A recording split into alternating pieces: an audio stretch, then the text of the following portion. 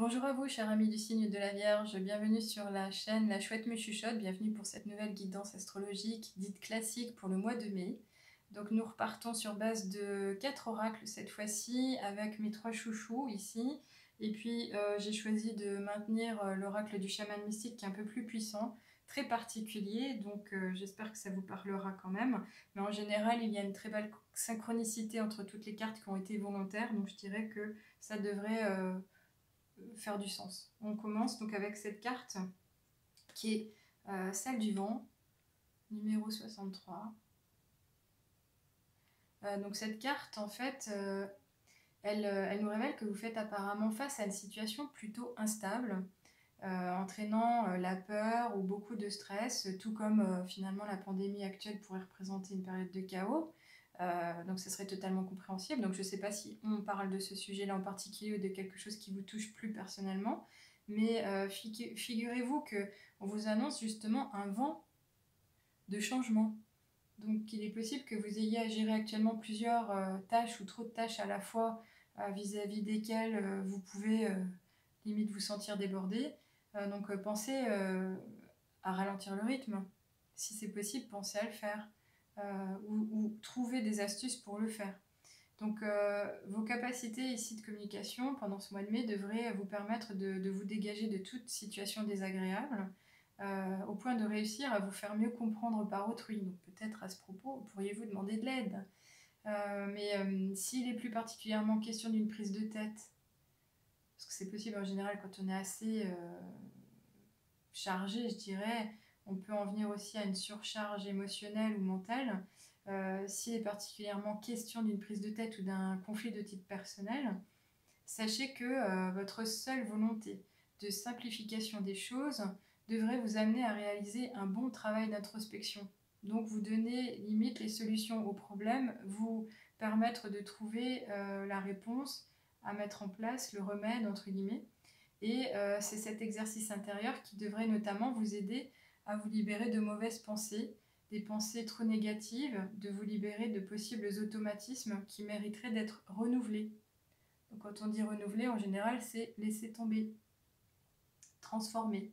Donc si maintenant le confinement, ou plutôt le déconfinement dont on parle, est plus particulièrement au cœur de vos interrogations, sachez que la simple reconnaissance et acceptation de la situation telle qu'elle est, en restant neutre, ainsi qu'une mise à l'arrêt et par conséquent un calme retrouvé, favoriserait des idées plus claires. Et donc ça devrait vous permettre de pouvoir profiter de l'après. Donc profitez de l'occasion qui vous est donnée de mettre de l'ordre dans votre vie. C'est ce qui est clairement, je pense, demandé ici avec cette carte du vent. Et pendant ce dernier mois de printemps. On continue avec une carte issue de l'oracle des cristaux éternels qui est le lapis lazuli que j'ai ici. Je vais vous la montrer aussi. Le lapis lazuli est magnifique. Pourquoi? Parce que en fait, ça vient vous confirmer ce que je viens d'expliquer. Il s'agit d'une synchronicité de tirage que j'adore et qui me fait dire que l'interprétation elle est bel et bien adaptée aux personnes, même si c'est une guidance générale, elle est vraiment très forte. Donc le signe de la Vierge est concerné par cette thématique.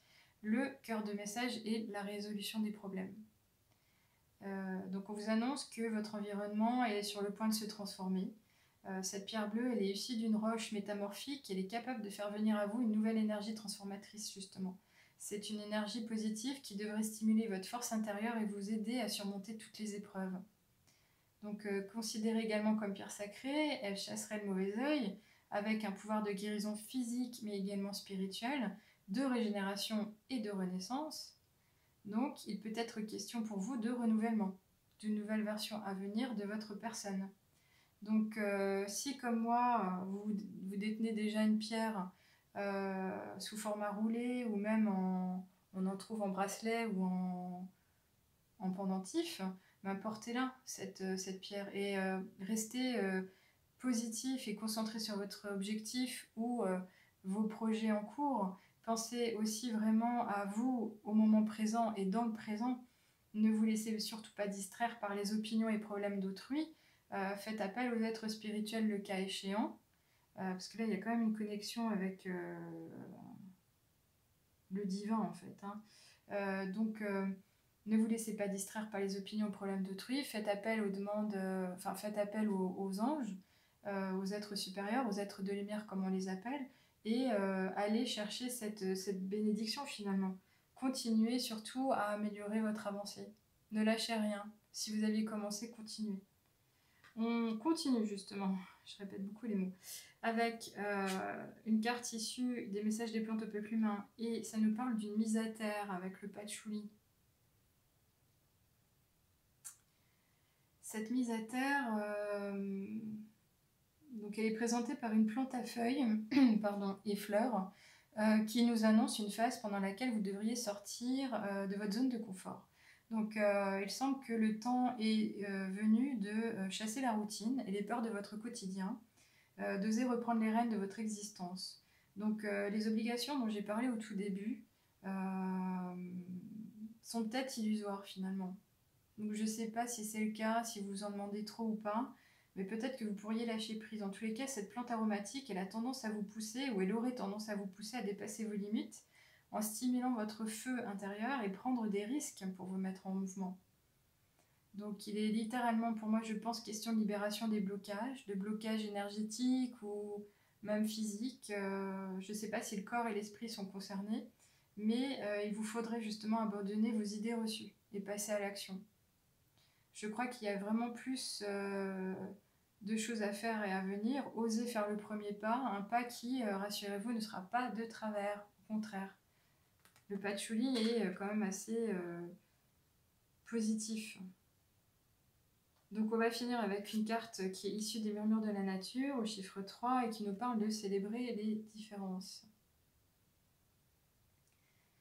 Donc il est évident que nous parlons à la fois de communauté ici, et des forces et faiblesses des uns et des autres.